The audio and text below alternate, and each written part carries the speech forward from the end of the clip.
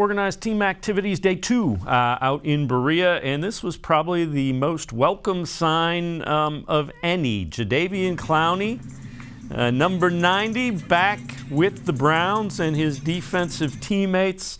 Everybody kind of excited. He was signed over the weekend, made it official, signed, and without question, a very welcome addition. Opposite Myles Garrett was Jadeveon Clowney. Anthony Walker talked about having Jadeveon Clowney back as part of the Browns, and the linebacker thrilled to have Jadeveon Clowney back with the Browns. I texted him about a month ago, and he didn't text me back. So then I saw him, and I was like, I gave him a little look, and he gave me a look, and we left it at that. And then I texted him after he signed back, and he texted me one thing: Super Bowl. That's it. So happy to have him back for sure, to answer both questions. What does he do for this defense, especially considering the fact last year he said he felt ahead of the curve going into the offseason, that he was healthy? Just what does he bring to you guys as a unit? Yeah, another dynamic pass rusher. At the end of the day, that's the game of football. You want to stop the run, get teams in 3rd and long, and or get a big lead and make teams have to throw the ball. And when you have 2 elite pass rushers on the edge, makes our job a lot easier. So definitely happy to have him, and to go along with Myles. It's a pretty sight to see as a linebacker. And Jeff, that was needed. They needed Clowney opposite Garrett just to kind of settle things down on that line.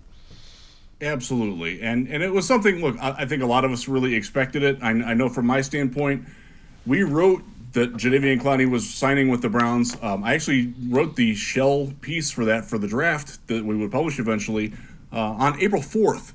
So it's been a long time coming. It never seemed like Clowney ever seriously considered going anywhere else, but it was as a case of, is he going to come back? What's he going to make? And I think between the time that he signed, the fact that he signed before OTAs is interesting, because there were some people that were suspecting that, he just wants to get on his own, do his own thing, come in later, after voluntary things are over, after mandatory minicamp possibly, which is coming up in a couple weeks, and he'd wait that out and then sign. The fact that he did that earlier than that says a couple things. It says, A, he really does want to be in Cleveland, and B, he's dialed in. Like he understands the importance of what he's at. He texts Super Bowl. They're not getting there without him. Look, we've talked.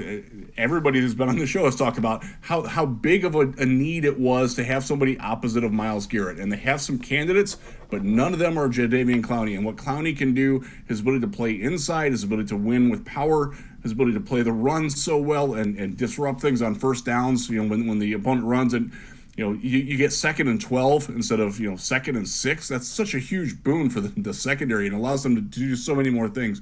Like, Clowney doesn't put up the biggest stats.